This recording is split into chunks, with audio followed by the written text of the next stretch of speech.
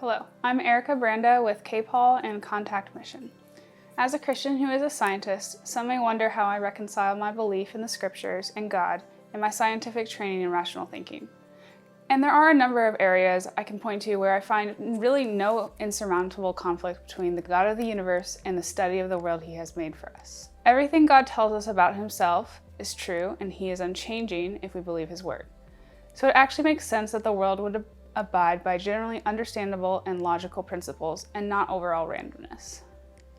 One of the areas that can feel like there is a conflict between a worldview based on what God says in the Bible and science is the archaeological timeline, and the science behind the understanding of the Earth's history that is widely accepted.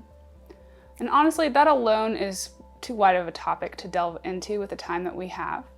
And archaeological discovery has generally only affirmed, not disproved, much of the historical narrative of the Bible, with the Bible even directing us to some historical findings.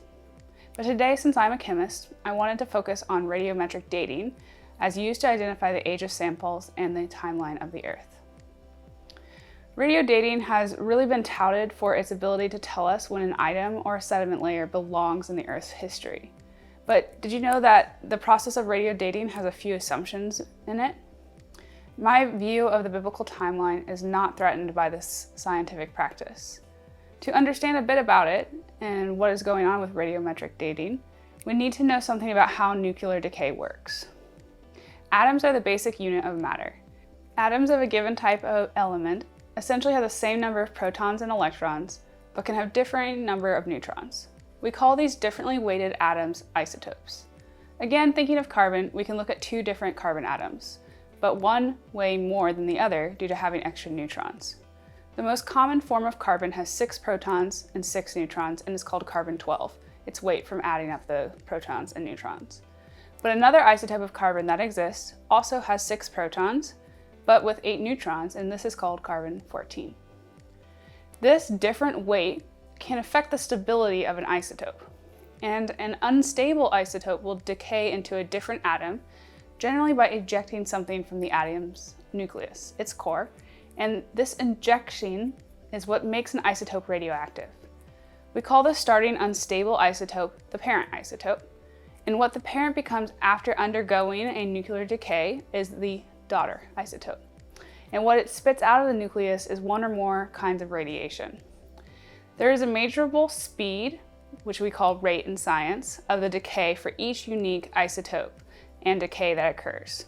These speeds are measured in half-lives, meaning as how long it takes for half of the parent to become daughter isotopes. And speeds for these radioisotopes range from billions of years to seconds. Shorter speeds are typically correlated with more dangerous isotopes. The different radio dating methods are based on comparing parent to daughter isotope ratios to determine how much parent has already decayed to the daughter, which can be correlated to how much time has passed. This requires that scientists take measurements to identify base or starting levels of both parent and daughter amounts so that an item is not identified incorrectly. Additionally, attempts must be made to determine if the system, even in a rock, is a closed system or if it was open and parent or daughter atoms could move in or out, which would skew the results of the age. And finally, it's accepted by scientists that the speeds of decay are constants. Since we have been studying them, we haven't really observed much change. There is much technical work involved to carefully obtain data from these rocks and make determinations necessary to produce either a relative or absolute age. A few notes about each of these 3 areas I've mentioned. First, although scientists expect consistency within data to help them determine if a system is open or closed, they are ultimately relying on parameters that may not clearly identify a closed system, which should be reliably datable, versus an open system which would likely have a very skewed date and time. Second, it's very difficult, even in a closed system, to account for how much parent and daughter isotopes were originally there. Sometimes the data makes sense, but there have also been instances where good data does not yield results that are possible based on other factors that we are aware of. Interesting enough, fresh lava flow consistently dates millions of years old. It seems like this alone says a lot about how we do not fully grasp all the factors that need to be accounted for yet. Third, although rates are considered constant, so the speed of decay, I believe that the God of the the God, the Creator, has control over the laws of nature. He works miracles which transcend natural order and does not explain himself to us. It is possible that conditions were different at some point in the past, and comparing to how things are now could very well be misleading if that were the case. And finally, it's interesting to me that when looking at dates given by different isotope pairs for the same rocks, or rocks that are accepted to have been formed at the same time, that these numbers can vary widely, millions of years even, between methods.